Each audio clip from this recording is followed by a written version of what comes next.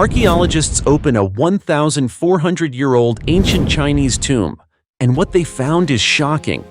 Welcome back to Ancient History Channel, where together we unlock the doors of time and uncover secrets buried beneath the earth for thousands of years.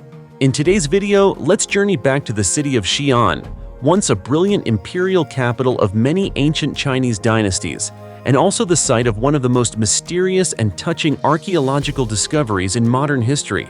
Can you believe it? In the midst of the 21st century's hustle and bustle, surrounded by towering skyscrapers constantly rising, few would expect that every time construction begins in Xi'an, the past seems to speak up. And in 1957, something unexpected happened, an event that left archaeologists across China stunned. At the time, a group of workers was digging when they stumbled upon an unusual underground structure. At first, it was just some ancient stone blocks. But as they dug deeper, it became clear. They had uncovered an ancient tomb. News of the find was immediately sent to archaeologists, and from there, the journey to uncover a tragic yet powerful story began. When the archaeological team arrived on site, the most shocking thing was this. There was no coffin, a clearly defined ancient tomb, yet the body was missing. It wasn't until much later, during the construction of a nearby access road, that a stone coffin was discovered, completely separated from the main tomb structure. This oddity sparked a wave of questions. Why was the burial so isolated? Who was this person, treated with such strange reverence? Eventually, the layers of mystery began to lift. As experts gently brushed away the thick dust from the ancient coffin, the answer emerged, shocking scholars across the board. This was the final resting place of Li Jingxun, a royal girl who died at the tender age of just 9 years old. She was the maternal granddaughter of Empress Yang Lihua, a powerful figure during the Sui dynasty. Historical records recount that Li Jingxun's sudden death devastated Empress Yang, who ordered an extraordinarily grand funeral, more extravagant than even that of Emperor Wen of Sui, the founder of the dynasty. That's why this little girl's coffin was crafted like a work of art, a domed structure resembling a palace, intricately carved with every detail and enclosed in a monumental stone sarcophagus so precious it's considered priceless.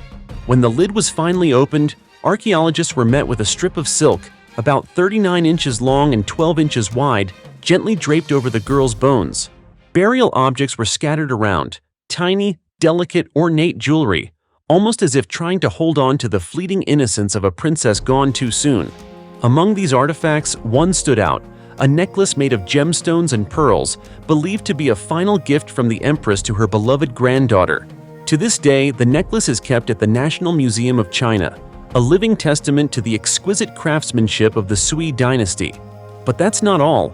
Can you imagine? In a tomb over 1,400 years old, archaeologists also discovered an oval-shaped glass bottle, a masterpiece that shows how advanced ancient glass-blowing techniques were, astonishing even modern experts. And then came the next jaw-dropping artifact, a white jade cup inlaid with gold, small enough to fit in the palm of your hand, about 1.6 inches tall and 2.2 inches in diameter. Though tiny, this cup possessed all the traits of a royal treasure. It was made of Xi'an jade, one of the most prized and legendary gemstones in China. The cup's body was smooth and glossy, its rim delicately inlaid with gold, its design elegant and refined. Unassuming as it might be, under soft lighting, the jade cup radiated the aura of a true treasure, a symbol of the phrase, "Gold and jade fill the halls." This cup wasn't just a functional item, it marked a milestone in jade craftsmanship during the Northern Zhou and Sui dynasties. While the Han dynasty marked the golden age of jade production, later periods like the Wei, Jin, and Tang saw jade being incorporated into daily life, not just reserved for burial items. This white jade cup with gold inlay clearly represents that evolution. Beautiful, practical, and deeply symbolic. But did you know? What makes this story even more mysterious is the inscription carved onto the lid of the stone sarcophagus.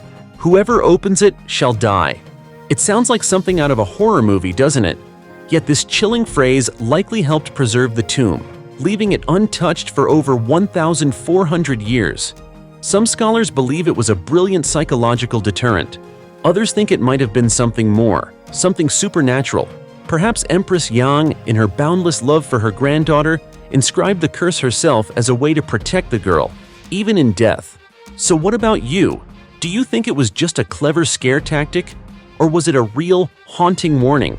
As for me, no matter what it was, the story of Li Jingxun's tomb is not only a discovery of historical and artistic significance, it's a powerful testament to the immortality of familial love and ancient spiritual beliefs. It's a somber yet emotional chapter in the ever-flowing history of a once glorious civilization. But if you think this is the only tale that gives archaeologists goosebumps, think again. Because right now, in the next part of this video, we'll continue to explore more ancient tombs sealed for millennia, relics that seem almost mythical, and historical secrets still waiting to be awakened beneath the layers of time. Are you curious to uncover the stories they hide? Let's dive in, right now. The Teotihuacan altar in the ancient Maya city of Tikal. If you think the Maya civilization was only about towering stone pyramids hidden in the Guatemalan jungle, this discovery might make you rethink the entire history.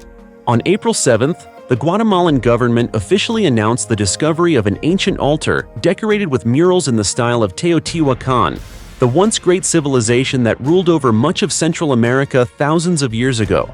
What makes this finding extraordinary is that the altar wasn't located in Teotihuacan, Mexico, but rather in the heart of the ancient Maya city of Tikal, a major urban center in northern Guatemala.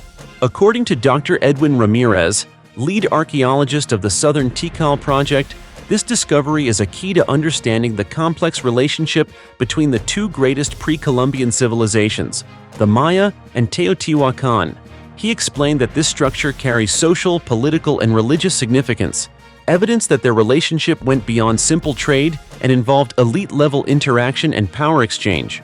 The altar is described as a sloped roof structure measuring approximately 3.6 feet from east to west, 5.9 feet from north to south, and standing about 3.3 feet tall. It is entirely covered in limestone, a common building material in ancient Maya architecture.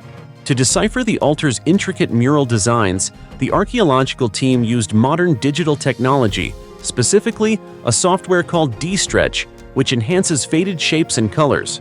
On the altar's surface, researchers identified the image of a figure wearing a tassel-adorned headdress, a distinct marker of Teotihuacan nobility.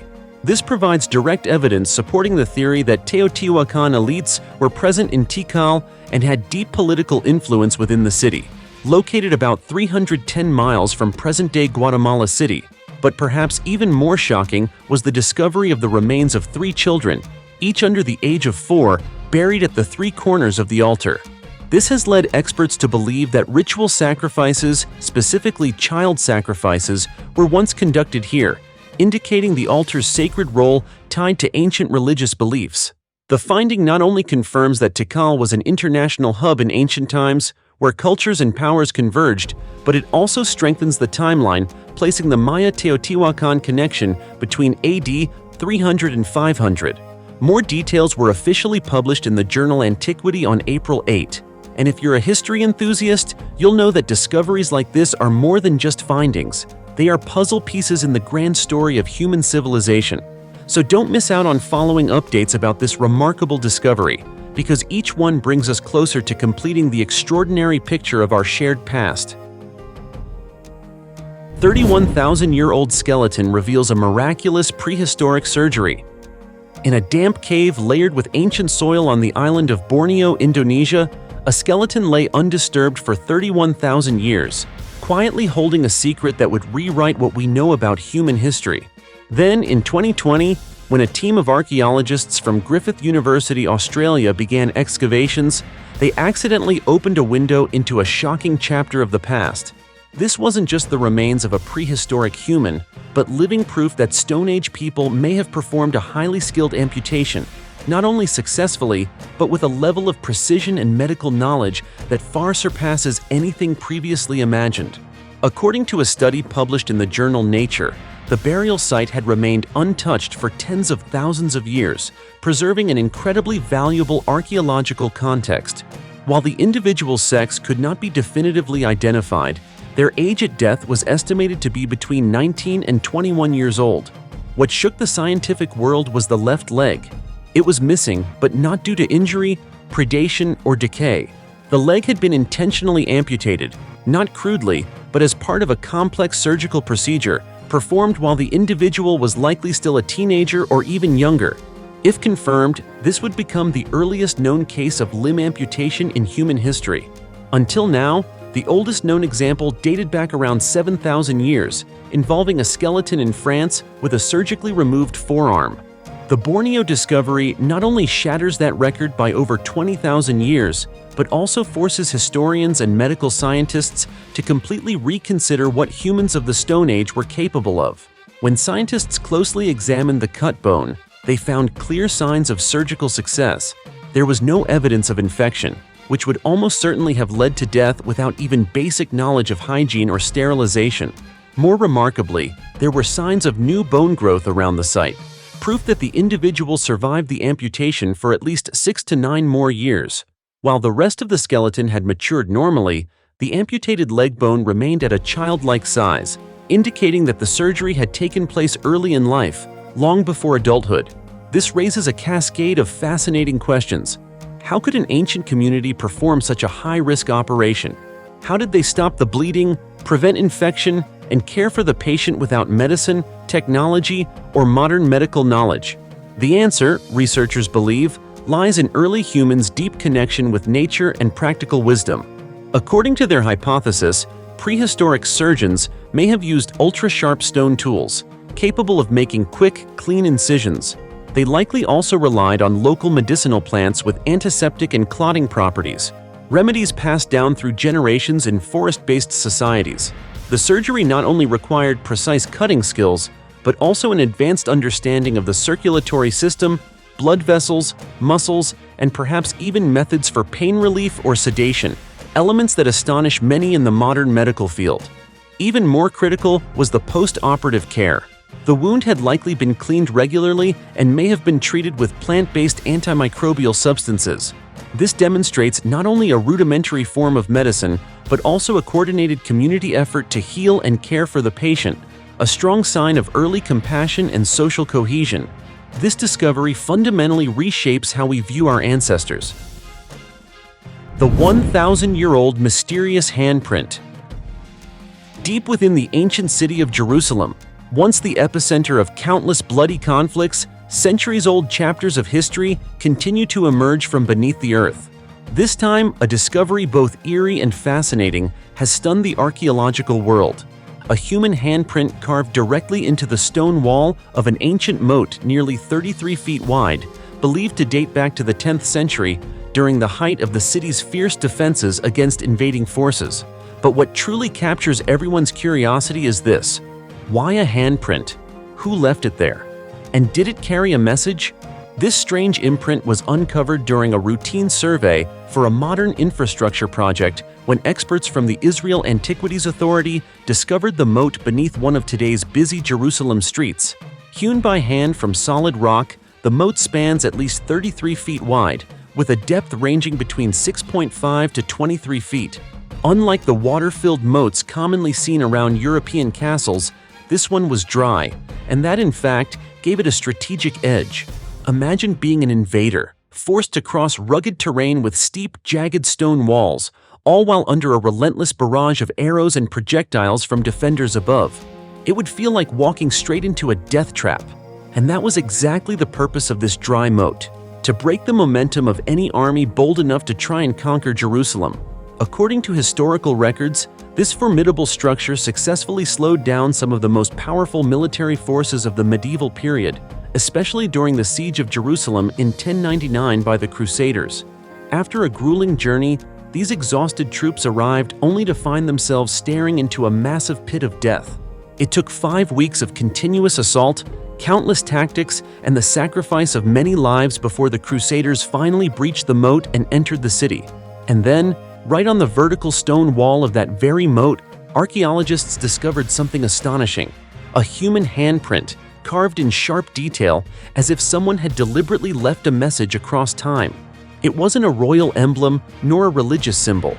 It was simply a hand, bare, silent, and haunting.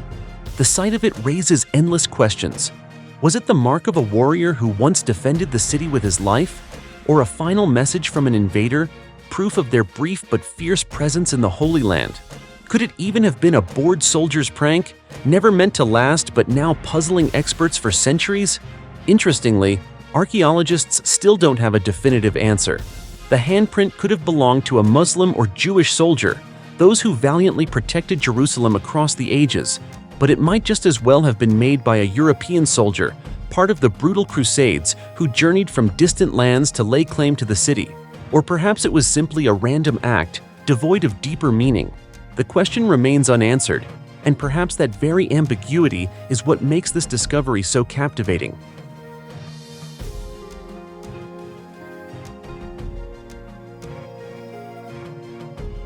The Jade Mask of the Maya King. While studying the archaeological site of Xochitlam in Patin, Guatemala, archaeologists made two astonishing discoveries, unveiling mysteries never before revealed about the ancient Maya civilization. First, researchers found that tomb robbers had dug a tunnel into the remains of an ancient pyramid, an impressive structure built by the Maya. However, these robbers seem to have overlooked a significant area inside the pyramid chamber. When archaeologists excavated this area themselves, they discovered exquisite treasures, including a finely crafted jade mask, likely belonging to a Maya king. Explorer Francisco Estrada Belli, who led the excavation, shared his emotions upon uncovering these rare artifacts. It was an incredibly thrilling feeling and a privilege. Sometimes we get lucky. This discovery began in 2021 when Estrada Belli and his colleagues used LiDAR surveys to study the Xochitlam area and detected signs of tomb robbery.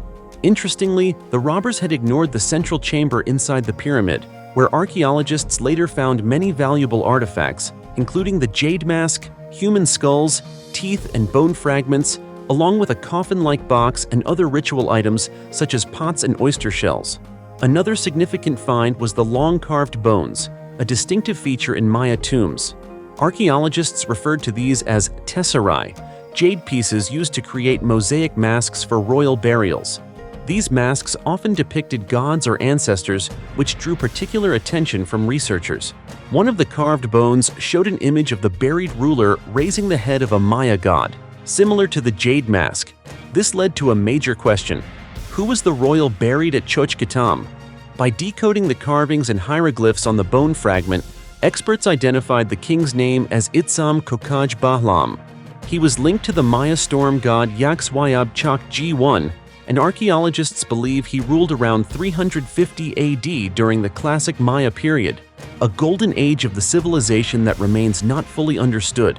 Estrada Belli estimated that Xochitlam was a medium-sized Maya city, with a population of about 10,000 to 15,000 people living within the city and another 10,000 in the surrounding area. Notably, although the tomb of Itzam Kokaj Bahlam indicates he was a powerful figure, archaeologists suspect he may have been a vassal, subordinate to more powerful rulers, such as those of Tikal or Teotihuacan. Currently, archaeologists continue to study the area to uncover further hidden secrets. Estrada Belli and his team hope to extract DNA from the tomb's bones to shed more light on this ruler and the Maya community at Xochitlam. They also plan to keep exploring the tomb robbers' tunnels and map neighboring cities using LiDAR technology. One exciting possibility is that the pyramid contains additional chambers. If so, further excavation could paint a richer picture of ancient Maya life at Xochitlam and provide deeper insight into this mysterious civilization.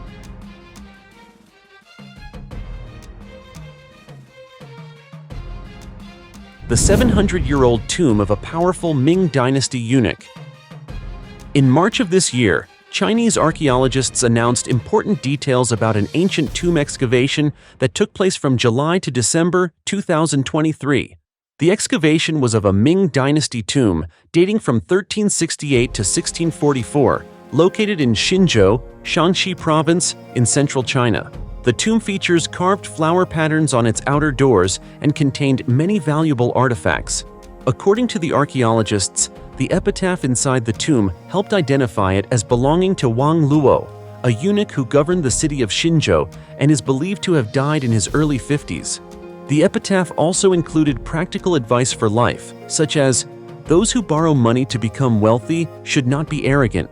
They should change their demeanor and be polite when meeting people of all ages. During the excavation, two well-preserved wooden coffins were discovered. The larger coffin, painted a golden brown color, was decorated with patterns and inscribed with the phrase, "Entrusted by the Ming Dynasty to serve the imperial court as an official within the palace." The smaller coffin featured decorative paintings of flowers, grasses, and peacocks, with colors and details still vivid. The coffin chamber in Wang Luo's tomb contained two intact ceramic storage niches believed to have held grains and oil. In a separate rear chamber of the tomb, archaeologists found wooden furniture intended for burial with the deceased. The tomb's contents included numerous bowls, plates, and various vessels, giving the impression that a meal had been shared there before departure. Other items found in the room included candlesticks, incense burners, pewter pots, cups, bowls, painted wooden statues, and other ritual offerings. One chair in the tomb still bore beautiful golden painted patterns on its backrest.